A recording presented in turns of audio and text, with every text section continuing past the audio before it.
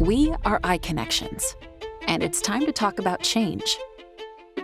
To work together and rebalance our global systems. To create a more equitable world for everyone. To celebrate women and their achievements. Acknowledge their trials and their triumphs. To challenge biases and recognize that the leadership of women is essential. We choose to invest in our future because equality is non-negotiable for investment. And change emerges from leadership. We must overcome discrimination, challenge gender inequality, and balance our responsibilities. Every challenge comes with a choice. I choose to challenge. I choose to challenge. We choose to challenge.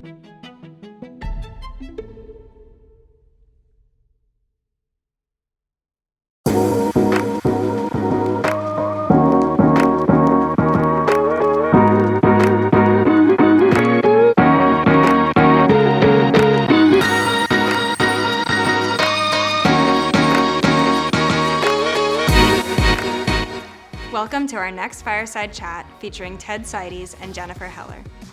This session is sponsored by MUFG. Headquartered in Tokyo with more than 300 years of history, MUFG has a global network of 3,000 offices and over $2.8 trillion in assets. We hope you enjoy the session. Ted, it's such a pleasure to have the opportunity to interview you today. I've listened to so many of your podcasts. I've had the opportunity to be on the other side. So I'm really looking forward to this. Well, Jenny, it is always a pleasure to get a chance to talk to you. So let's dive in because there's a lot of things I'm curious about, and I know our audience is too. Most people's genius lives right next to their eccentricity or whatever it is that they struggle with. I think you're gifted at drawing out and engaging with people's superpowers, gleaning insights from these and curating them in a way that is either investable or useful.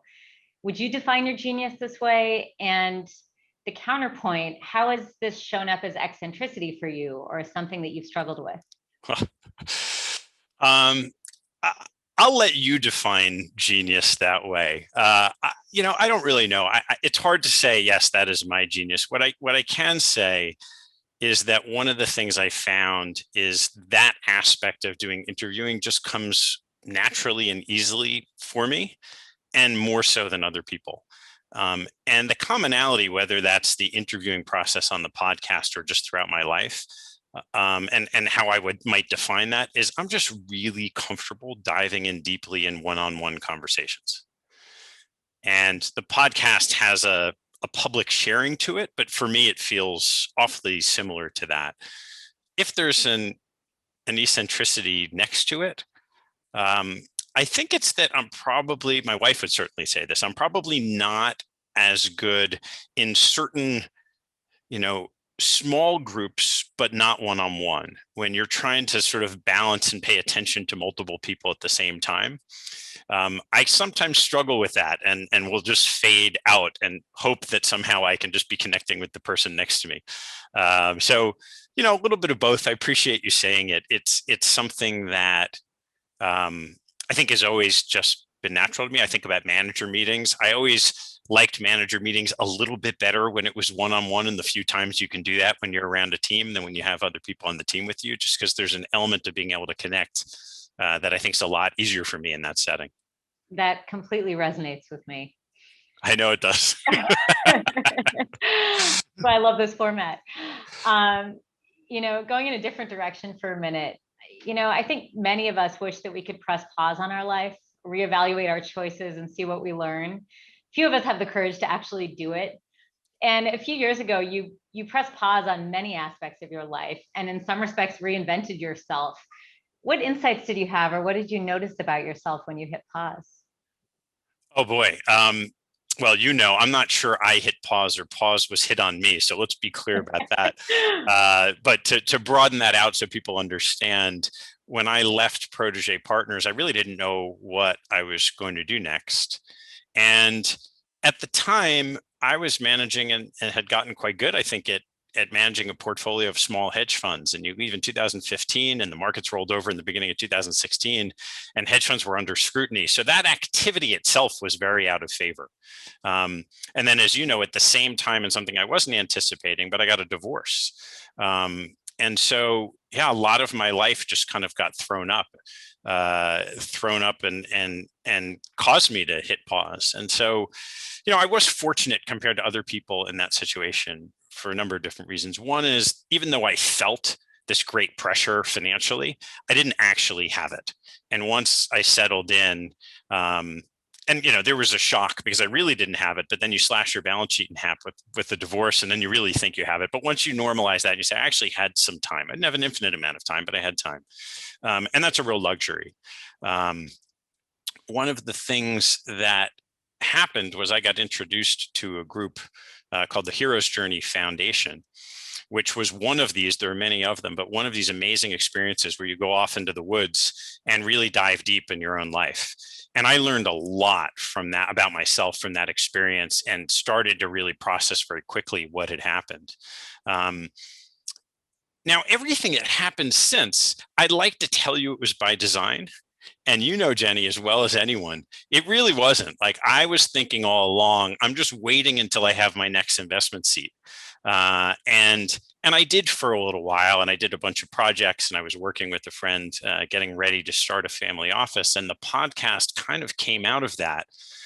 And it suits me in a way that I wouldn't have anticipated or expected. And that I think if there's one thing I never really loved about managing money, it was the connection of the activity to the output.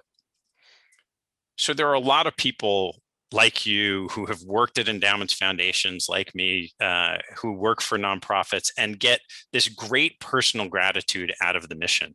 And I think that is wonderful. I see that. I see the benefit of it. But for whatever reason, that wasn't me, and I knew it wasn't. And then when I was managing an investment fund and I had lots of clients like that, just generating returns, just making money never felt fully fulfilling to me. But at the same time, I love the markets, and I really love investing in managers. And so much of what was happening, I felt that really suited me, but there was always something missing. And as the podcast evolves, and particularly over the last year when it became the core of all of the activities I was doing, I kind of figured out that the biggest difference in what I'm doing now and what I did before is sharing what I'm doing. Yeah. And I absolutely love that. I just love having people on the show who can share their stories and they get something out of it. Or if I have investment ideas, I would much rather, Jenny, I'd much rather call you and tell you, hey, I found this great idea, than I would say, oh, I have this great idea and I'm going to make a lot of money from it. Yeah. So I think that I don't want anyone to think for a second that reset took courage. If anything, it came from fear. It wasn't a position I chose to be in fully. I did to some extent. And I just feel very fortunate a few years later to have found something out of it that's both fulfilling and kind of pays the bills. It's nice. I think it's incredible and hopefully inspiring to anyone in the audience to learn that if you can take a step forward from a place of fear, can lead to these unexpected and incredible places. And I'm really interested in the transition you've made, not that you stopped being an investor, but to a degree, from being an investor to being an educator, to being an entrepreneur, to being a curator of information. What skills have translated well and where have you had to adapt? Give us a taste also where you might go next. Right. So a lot of it is the same. So I come from a family of educators. My mother was a career teacher. My father's a doctor who also taught. My sister is a special ed teacher who's now an administrator. So I always thought I would be a teacher. And maybe the podcast is that, right? It's a modern digital way of teaching. So that part, I think even when I was sitting in the seat of investing money, I had clients and the conversations with clients felt like maybe we were just teaching them about what we were doing, but that was very, very natural. The part that wasn't natural at all was entrepreneurship, because I'm very risk averse with my personal life and finances and how I think about stability. And so I just described myself for years as the most reluctant entrepreneur in the world. I just didn't, I did everything I could to not turn this into a business, But once the foundation got built, and I mean that in an economic sense, once there was sufficient sponsors and kind of premium members, I said, well, this podcast actually is okay. Then I flipped the switch and I went, wow, what can I do? And that is the biggest difference with what I'm doing today. In the past, I was managing capital, and Protege had a great run for many years. A lot of it was, I'm going to make this money so I can figure out what I want to do. And what I didn't appreciate at the time was that constant desire to innovate within what I was doing. It was more, we've got a great model. Let's just keep going with it. And let's hold it as tightly as we can and make sure we don't lose this. This feels like a piggy bank, and we're adding value for our clients. Like, let's just keep doing the same thing. And now it's completely the opposite. It is, what's working? How do you experiment? How do you create optionality, and then be just totally open to what those options might be? So that the entrepreneurship part has been really fun. I've just hired people for the first time. Now, I had people I had hired in the past at Protege and worked with people, so I was really comfortable managing people, but that felt very different from having a business that, I'm not sure how much money this business makes, and should I be hiring people and paying them? And just in doing it and flipping that switch has been this massive growth opportunity for me, because you immediately can get leverage and develop the processes so that I can spend my time sort of doing the things I want to do, which is really talking to people about investing, educating, and I call it compounding knowledge and relationships. Yeah, there's a lot of threads there that I want to pick up on. Let's start with the entrepreneurship thread. Something I heard recently that I really love is, what sets apart the good from the mediocre entrepreneur is how quickly they can test their ideas. That a good entrepreneur is willing to blow up a bad idea in order to let a good idea thrive, even if it's at a cost. So talk about an idea that you've had to blow up to let the seed of a good idea thrive. I feel like I'm just at the beginning of this process of testing, but I'll tell you one that's probably the most interesting. So last year, I had so many money managers coming to me to want to be on the show for obvious reasons, because the listeners are just this terrific group of allocators and money managers and other people in the community. But they wanted to come on the show to tell their story. And that really isn't what the show is about, right? The show is about me choosing who I think can add value in the knowledge base of the audience. So but one of the managers I had on, Jordy Visser at Weiss, called me up the next week and said, I think you have something here, because ever since I did the podcast with you, my meetings are better than they were before. And so much so that I'm not going to any first meetings anymore unless they've listened to the podcast. And so he said, I think you need to do something with this. So I listened to him and I created something that I thought would be a great platform. I called it First Meeting. And the idea was to do the first meeting that a good allocator, or hopefully a good allocator, would have with the manager, and let that manager distribute it to accelerate their process. It was going to be a paid service. And I got a lot of interest. I probably did a dozen of them last year. But it didn't feel right. And the reason it didn't feel right was that it was clear to me that those people, for the most part, wanted to be on the podcast. And I had separated the two. And I said, no, this is outside the podcast. Mm-hmm. And even though they were getting value out of it, what I was hearing back was that they loved it. But they didn't love it for the reason I thought they would. They didn't love it because people listened to the recording and it improved and accelerated their process. They loved it because people said, oh, Ted interviewed you. That's really interesting. I want to meet with you. And I said, wait a minute. So what they're selling is a signaling effect that I don't think existed. Right. So it was a very, very different proposition. And I still get inbounds. I got one today. I got inbounds for it. And I've said, you know what, for now, I'm not doing that. And the new experiment, and we'll see what happens, is to take that onto a webinar format. And I'll be doing the first one in actually next week, which Backstop Solutions has sponsored. And they said, let's do a panel on technology for the investment office. and how do you get a return on your investment for technology? And they put, Ashby Monk, who's been on the show, and Ken Akundi, a former colleague of mine, and Chad at Backstop. It's going to be really interesting. I hope people will listen to it. And that's different, right? That's live. They'll have that recording. There'll be a subset of people who listen. And if there's value to that, I'm excited about that. But that's a new experiment. I still have an economic opportunity in this first meeting. I just didn't like the way it felt, and I didn't think the value proposition was strong enough to continue to offer it. So that's the most recent example of that. It's interesting because, a really interesting thread in what you just said is around thinking about building your brand, as a fast-growing business, and the power of that signaling effect, which you really can have when you're a public-facing person, is you become. So talk a little bit, I think you've been really thoughtful about defining the values and the mission statement at Capital Allocators. Talk a little bit about how you've developed that.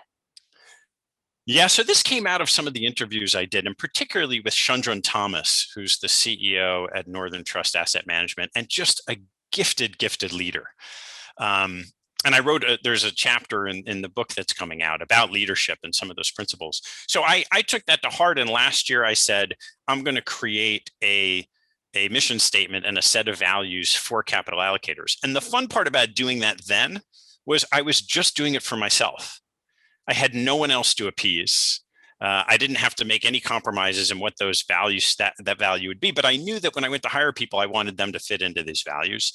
And I did take the statement that I wrote and shared it with two close friends of mine in my inner circle to get their feedback and make sure that they felt it resonated right with who I am and how I work. The vision statement is the following: is to learn, share, and implement the process of elite investors. And I chose each of those words carefully. The learning is always happening for all of us. The implementing is investing. So there is a piece of this that, yes, I'm still investing and I intend to do that in the future. The biggest difference is sharing, because when I sat at Protégé, or even when I sat at Yale, sharing what you were doing and sharing it publicly certainly was not a part of your job. In fact, some people would say that is a detriment to your returns, but that is a key component of what I want to do. And then I do have a set of a value statement that I put together, and I summarized it as compounding knowledge and relationships. It's not about compounding capital for me. It's about compounding what I know about investing, and really compounding relationships. The people I know, how do I help them? How do we help each other? And it's just the most gratifying thing that I've done in my career. I know that you're still exceptionally excited about investing, and something you've mentioned to me is that, in compounding knowledge and relationships, you're seeing some investment opportunities that are really, really unique, and it's something that's giving you a lot of energy. Can you talk a little bit about what those are? Sure.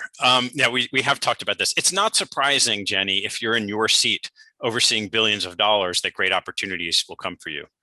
Will come to you. It was surprising to me with my very small balance sheet that I would see new, very interesting investment opportunities. So it's just in the last year that I've started putting my capital to work in less liquid things. It's always easy to do it in liquid things, but it takes some planning and thought to do that.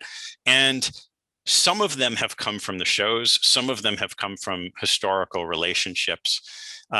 The most, and it's more fun for me to talk about the ones that other people have access to, because there are one or two, for example, I've just joined the board of a SPAC who's through a manager that I've been advising for 3 or 4 years. And I've written about this and shared it. The sponsor equity in a SPAC is the best risk reward available in the markets anywhere that I've seen since the subprime short. And I won't go into why that is, but it's part of the reason why SPACs have had such this massive infusion of capital.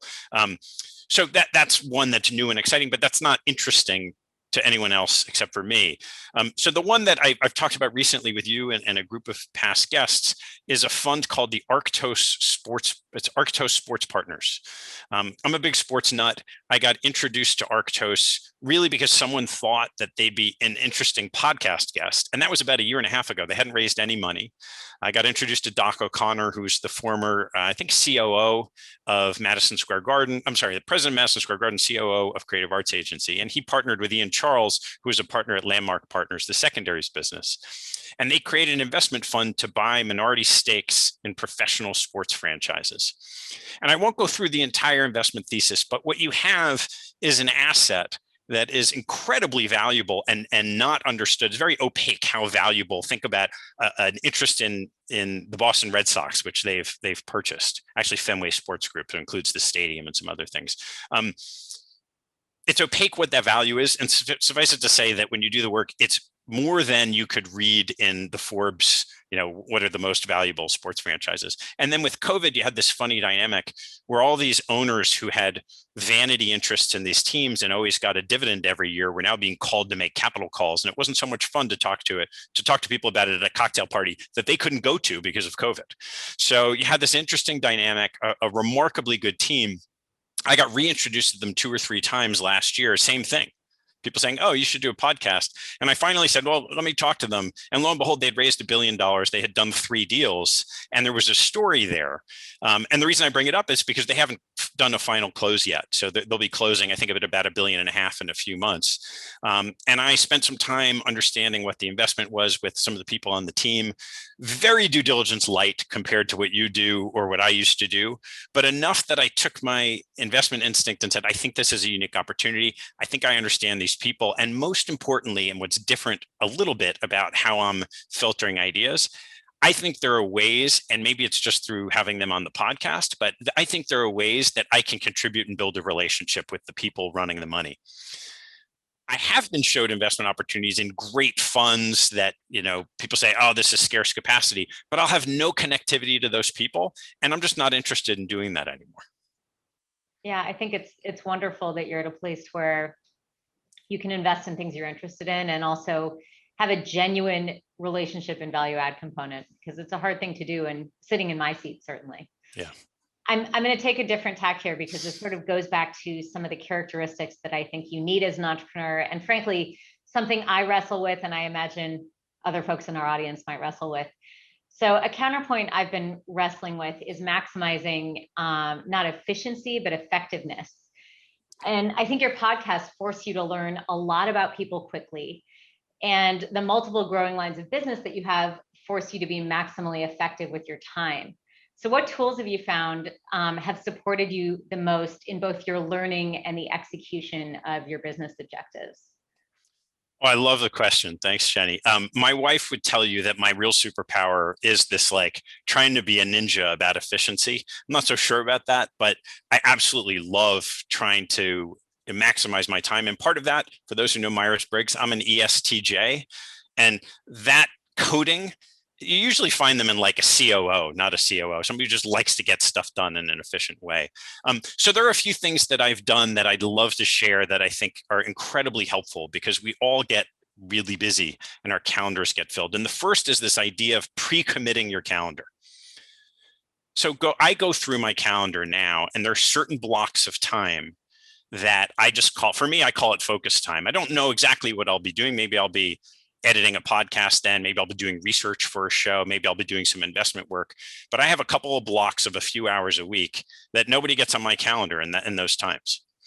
And we all can do that, but you have to pre-commit it, because what I was finding was, as I got busier and busier, people reach out all the time and say, hey, can we catch up? And people I know and like, and I'd love to, and can I talk to you about this? And before you knew it, your calendar is just gone all day, every day. And so part of the first is pre-committing the calendar to block time that you need. The second part of that is figuring out your own body clock. So I have maximum effectiveness in the mornings from 9 to 12, maybe it's 8 or 7 to 11. That's when I can get really focused work done. And later in the day, I might fade. But there's lots of things you need. I need to respond to emails. I need to assign stuff. I need to move stuff around in my calendar, whatever it is. Figure out when you have the most energy and then optimize your day based on your own sort of body clock and energy schedule. So those are two little ones. The last one that is just constantly evolving is outside of those times that are blocked off, or the times where I'm just getting stuff done, who do I want to talk to? Because lots of people want to talk to me. And I have a list that comes from a tool of, and there are a lot of people on the list that I know, Jenny, like I do not want 6 months to go by before we get a chance to sit down and talk about investing. And because it's always a fun conversation, I always learn something, and who knows what will come of that. And maybe I can share with you what I'm doing, and that's going to help you. Well, that will never happen if at some point in time, I don't have a reminder, oh, I haven't talked to Jenny in a while. Let me drop an email, because I know the few times I have done that, we're both like, oh yeah, let's get together and talk. So some of it is figuring out, which I'm still in the process of doing, how much time do I need to block on my calendar for people I want to reach out to try to get on my calendar. And all of those times are pre-committed, meaning that if someone says, hey, Ted, can we talk about this? Now my assistant, who's just fabulous to have, will know, like, no, there's no meetings that get scheduled then. And she also knows I'll do 3 or 4 calls every Tuesday, Wednesday, and Thursday afternoon, it may be. And they should be spaced a little bit so I can breathe. And I need time at the end of the day because I'm a zero inbox guy. And if I don't get through all my emails at the end of the day, I get a little stressed. So you figure out how your schedule works. Now that is in the weeds. I'll go to one higher level and then we can move on, which is the whole why about all of that has to start with, for me, it's my vision for the business. You're like, okay, how should the vision for the business fit into my calendar?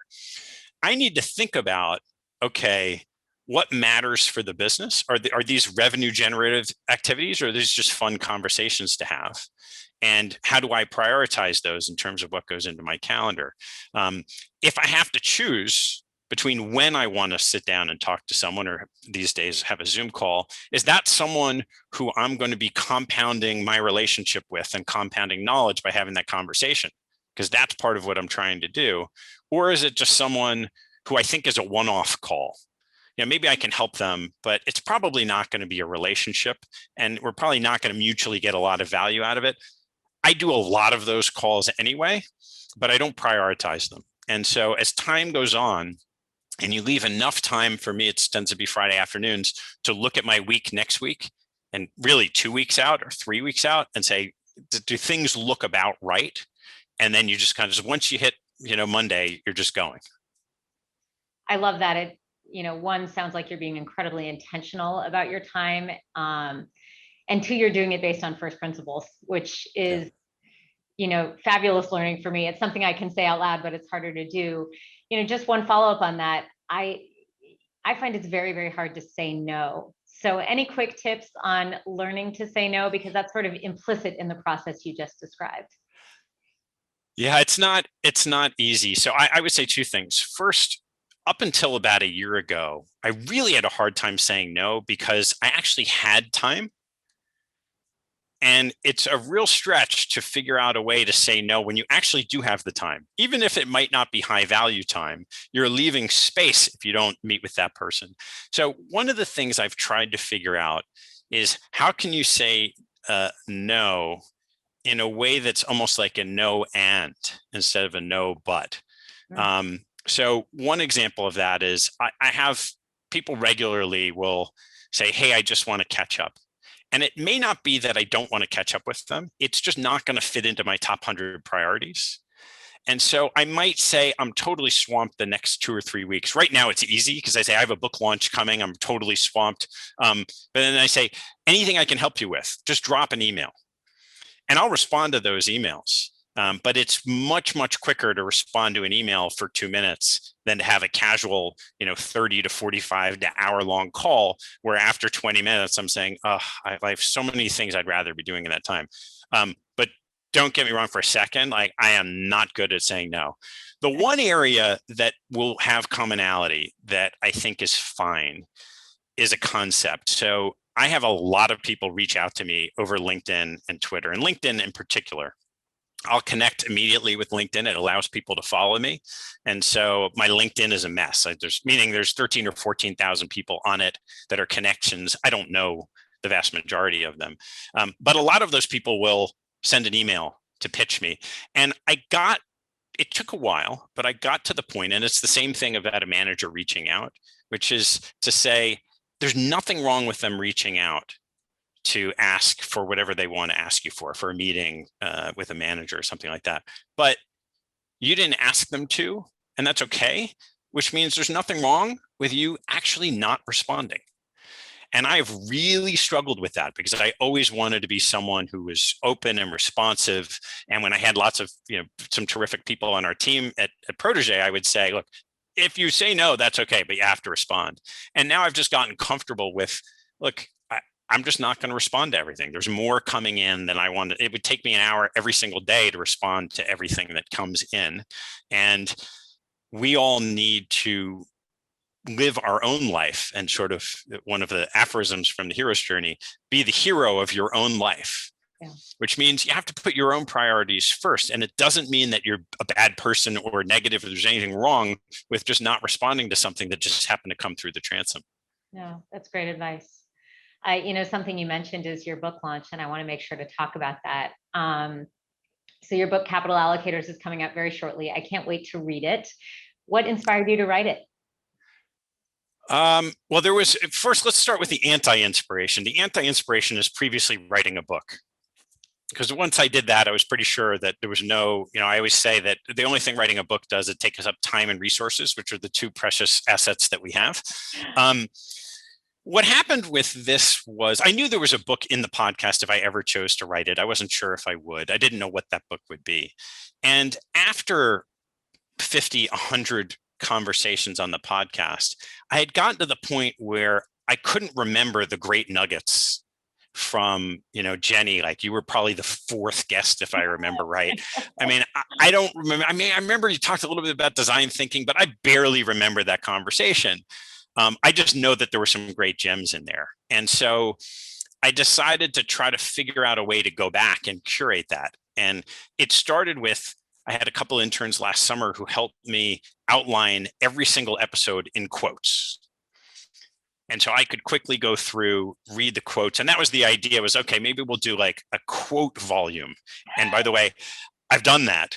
It's not the book, but I am making it available once the book comes out to every single person who joins our free mailing list, because it's kind of cool.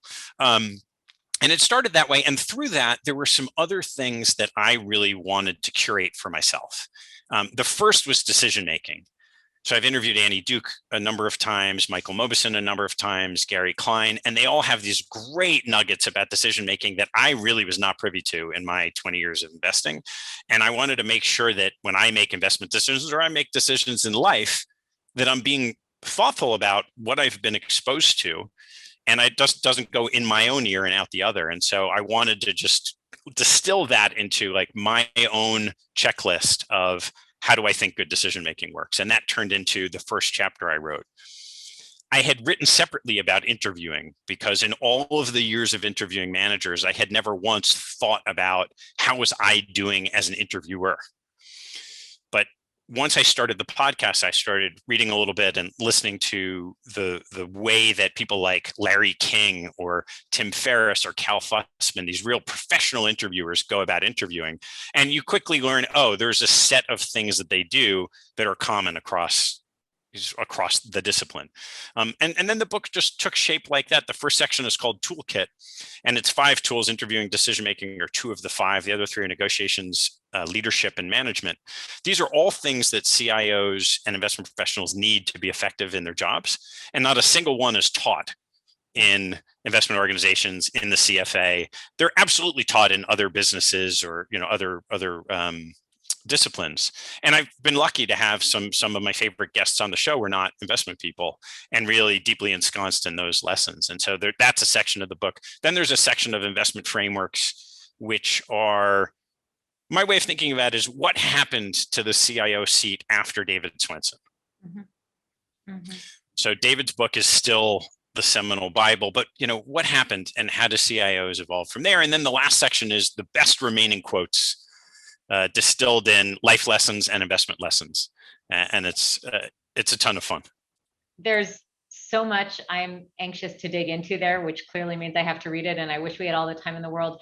But just to sort of whet everyone's appetite a little bit, can you spend a few minutes on sort of what your checklist for good decision making looks like? Because I think it's just such a powerful framework that is going to be relevant to every single person listening. Sure. So I'll skip right over all of the reasons why we're terrible at making decisions. Annie's books do a fabulous job of laying that out, but just know that that's the case, and know that we all understand behavioral finance and what that means about why we're likely to make mistakes.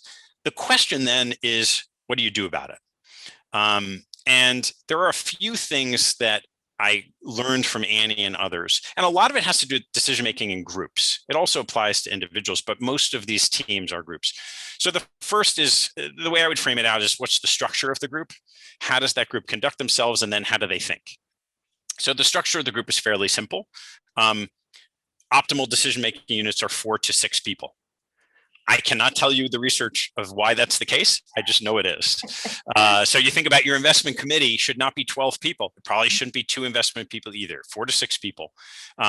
We know that cognitive diversity is incredibly important within that. So it's not just 4 to 6 people, it's 4 to 6 people that think differently. Importantly, it is not 4 to 6 people that look different, but think exactly the same way. So social diversity does have tremendous benefits for cognitive diversity, because oftentimes it's a correlated variable with where people come from and how they think. But what you're really getting at is cognitive diversity. So that's a starting point for how you structure that group. When you get into conduct, the most important thing is cognitive safety. And the best way of describing it is something that Annie talks about, which is the way we think means that any of us can infect other people with our beliefs. Because the way we form beliefs is when you hear something, you think it's true, and only later, or system 1 thinking, system 2 thinking, you only later decide whether it is or not, which means that when you go in to make an investment decision, if the leader of the group comes in and says, I'm kind of leaning towards buying this, or I'm kind of leaning towards investing in this manager, what do you think? You've just lost the idea of independence. So let me come back to cognitive safety. So infecting beliefs is incredibly important. Cognitive safety means that if I am a junior person on the team and I have a different opinion, that I am free to express that opinion without punishment. If it's going to affect my compensation and I don't agree with you, I'm not going to say anything. Yeah. And then together you have independence of thought. And so that's the conduct. When you get into the thought process, you get into things like thinking in probabilities. Annie uses the phrase "want to bet." A lot of people say, oh, this is a great investment. Well, are you 100% sure it is? Are you 60% sure it is? And especially the leader of a team, if they can express probabilities, they allow the other team to, they allow themselves to express to their team members that it is an uncertain outcome. And then the next one is using base rates. So Michael Mauboussin talks a lot about base rates, the inside view versus the outside view. My favorite example of this in our world is hedge funds. Everyone I know doesn't think that a portfolio of hedge funds, generally speaking, will get them the returns that they need for their portfolio, but they do believe that their hedge funds will get them there. It's not to say their hedge funds won't get them there, but when you think about what your expected return should be for that group of managers, you really should keep into consideration that as a base rate, the aggregate isn't as good as you think your portfolio of managers is. So just an interesting example of how do you incorporate base rates and the outside view into your decision making. So there's some of them. I think there's a bunch more in the book, but that's kind of the high level. I love that. And it reminds me of that phrase, everyone thinks they're an above average driver. I'm probably not doing it justice, but it's a similar concept. And it's funny because no matter how many times I've listened to those podcasts, every time I hear you talk about it, I think of something else we should be incorporating into our process, which I love. You touched upon this a little bit, but I think, I often remind myself that every idea is derivative, which is similar to some of what you just discussed, or put another way, the information we consume creates our thought. So given the breadth of folks you interview, how do you think about curating all of your information sources? Boy, I don't think about it enough is the answer. For all of these other things I've talked about, how I've thought through my calendar and interviewing and all this stuff, I have not thought enough about how I curate information sources. I've started to think about it, and I have small examples. So I don't really read the newspaper anymore, and particularly not the business news, because if I really want to understand what's going on, I read Matt Levine's blog. So Matt writes Bloomberg View. And when all the stuff was happening with GameStop, it doesn't take very long to understand the stock's bouncing around and something's happening with shorts. If you want to get all the nuance, you just read what Matt's writing. When I started diving into SPACs, I wanted to make sure I got every little angle of it. You just read what Matt's writing. So a little example of that. So what that gets to, though, is trying to be aware all the time that you have a limited amount of bandwidth to read. What do you want to spend your time reading? Yeah. And why? So I spent years reading manager letter after manager letter after manager letter after manager letter without necessarily in any instance thinking, why am I reading this letter? Do I have a thesis about a manager in our portfolio that I'm trying to comb through here? Or am I just gathering general information, which is also perfectly fine. So now a lot of my reading it does affect how I'm thinking about what I might do on the podcast. Sometimes that's thematic. I do read some manager letters still. It's like a habit I can't get away from, but I tend to do it on the ones that are really, I try to find the ones that are really great thinkers, not so much talking about their positions in the market. Yeah. And then generally I have this constant tension between books and investment stuff, letters, news. And I always have a pile of books on my desk that I want to read. The last couple of years, I've read more books than other, and I'm not a 50 book a year. I'm more like a 12 to 15 book a year person. And I'm at a bagel. I'm at a bagel so far this year because I've been so busy on things in and around the business. So I am going away for spring break and I'm hoping to get to some books, but we'll see what happens. So we're sort of approaching the end of the interview here, and I was sort of excited to ask you a few of your own final interview questions. So first, what's your biggest pet peeve? My biggest pet peeve is, I have a few, but I think the biggest one is when I'm driving and there's someone in front of me who is well below the speed limit. And let's start with the premise that I don't understand speed limits in the United States. Like I know next to no one who drives the speed limit, and yet they still drive very safely. So there's something to me that's off about the posting of the speed limit, but there's a safe amount that you can drive like above the speed limit. And when someone's driving like 15 miles an hour below a 40 mile an hour speed zone, it's just incredibly annoying to me. And it shouldn't be, because they have every right to do that and they're abiding the law and I don't want to, but it's a big pet peeve. I share that pet peeve, by the way. I have a bit of a lead foot myself. What teaching from your parents has most stayed with you? I've been asked this a lot, and I answer it sometimes facetiously about patience, which is something that my mother used to say all the time. But the real answer, as I've thought about it, is unconditional love. So I was fortunate to be in a family that had all of its, had its issues like every other family. And I have annoyances with my parents like everybody else does. However, I never had to doubt for a second that my parents loved me and that they told me that all the time. And there were lots of little ways that was just a confirmed truth. And to go through and grow up with that as a foundation is priceless. So that is the thing. And by the way, like I mentioned, I went through a divorce. Unfortunately, I don't know that my kids have that same feeling, because part of that is the stability of a family unit, and theirs is quite different today. So in a lot of ways, it's one of the biggest, mistakes and failures of my life is not being able to deliver exactly that to my kids. Well, not that I know your kids, but I have no doubt that they know that they're loved. And certainly it's something every parent wants to provide to their children. And finally, what's your most important daily habit? Well, there's a few. I'll give one. The single most important one comes in the form of kissing my wife in the morning. And we kiss and hold hands as we go to bed at night, which is super cute. And we've only been married for a short while. We've only been together for a few years. But it's less that action and more that every single day we make sure we connect. And that sets the stage for everything in my life. So that's definitely my most important daily habit.